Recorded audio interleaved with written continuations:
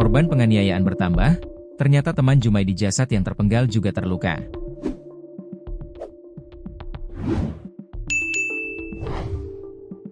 Penyidikan kasus penganiayaan menyebabkan meninggalnya Jumaidi, 40, warga Desa Ulang, Kecamatan Loksado, Kabupaten Hulu Sungai Selatan, HSS, ternyata terus berkembang.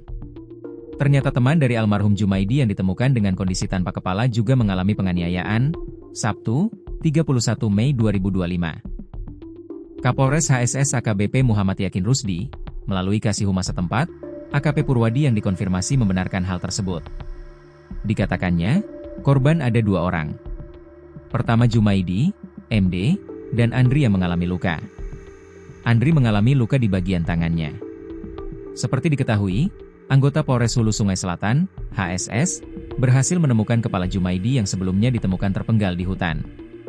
Dikonfirmasi Kapolres HSS, AKBP Muhammad Yakin Rusdi membenarkan bahwa kepala dari korban Jumaidi telah ditemukan di daerah Kumuh, Selasa, 3 Mei 2025. Wilayah Kumuh sendiri berada di wilayah Pegunungan Meratus yang membentang sepanjang 600 km dan membagi 2 wilayah Kalimantan Selatan. Jaraknya sekitar beberapa kilometer dari wisata Loksado, dengan wilayah yang masih berupa hutan dan pegunungan.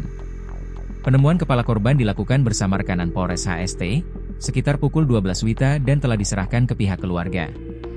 Setelah diserahkan ke pihak keluarga, dilangsungkan proses pemakaman sekitar pukul 16.30 WITA, hari ini.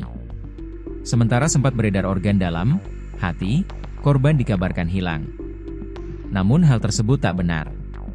Kapolres HSS AKBP Muhammad Yakin Rusdi, melalui Kasihuma setempat, AKP Purwadi menegaskan bahwa organ dalam masih utuh dan tidak ada yang hilang.